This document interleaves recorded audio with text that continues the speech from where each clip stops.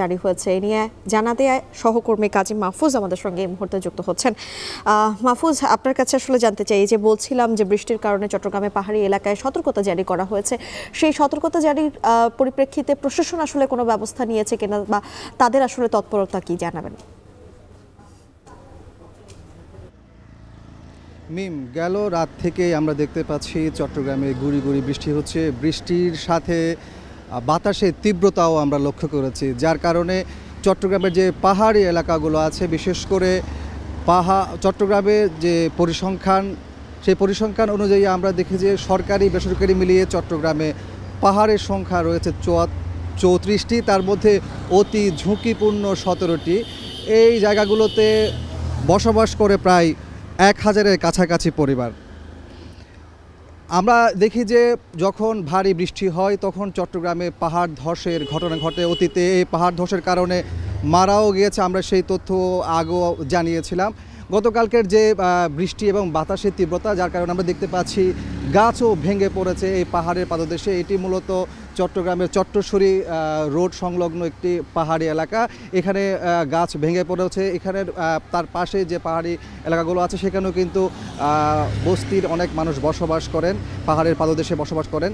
তো যার কারণে একটা ঝুঁকি বা শঙ্কা থেকেই যায়, যেহেতু আবহাওয়া অফিস থেকে চট্টগ্রামে 72 ঘন্টা ভারী বৃষ্টিপাতের সম্ভাবনার কথা বলা হয়েছে। একই সাথে সেখানে আবহাওয়া অফিস থেকে এটাও জানানো হয়েছে যে এই বৃষ্টিপাত এবং বাতাসের তীব্রতার কারণে চট্টগ্রামে পাহাড় ধসের ঘটনাও ঘটতে পারে, যার কারণে আমরা দেখতে পাচ্ছি জেলা প্রশাসনের পক্ষ থেকে প্রস্তুতি গ্রহণ করা হচ্ছে, এমনটি আমরা জানতে পেরেছি। তারা মাইকিং করে মূলত যারা পাহাড়ের পাদদেশে বসবাস করে তাদেরকে সতর্ক করবেন, এমনটি আমাদেরকে জানিয়েছেন।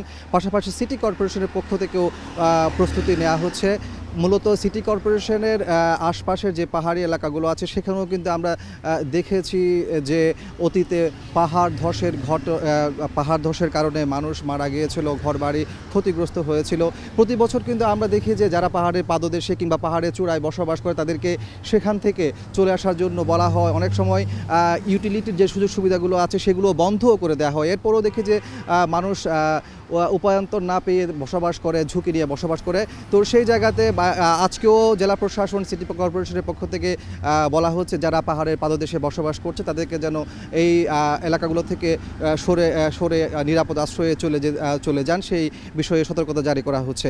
তো সব কিছু মিলিয়ে বলা যায় যে আবহাওয়া অফিসের যে পূর্বাভাস সেই অনুযায়ী যেহেতু পাহাড় ধসের একটা শঙ্কা রয়েছে, সেই অবস্থায় জেলা প্রশাসন, সিটি কর্পোরেশনের পক্ষ থেকে সচেতনতা কার্যক্রম শুরু করা হচ্ছে এবং এর মধ্য দিয়ে যারা পাহাড়ে বসবাসকারী আছেন, পাহাড়ের পাদদেশে বসবাসকারী আছেন তাদেরকে সরে যেতে বলা হচ্ছে। তো এই ছিল আমার কাছে চট্টগ্রাম থেকে সবশেষ তথ্য। মিম, চট্টগ্রামের পাহাড়ি এলাকায় প্রশাসনের প্রস্তুতি সম্পর্কে বিস্তারিত জানাচ্ছিলেন সহকর্মী কাজী মাহফুজ। সিলেটের কথা যদি এবারে বলি,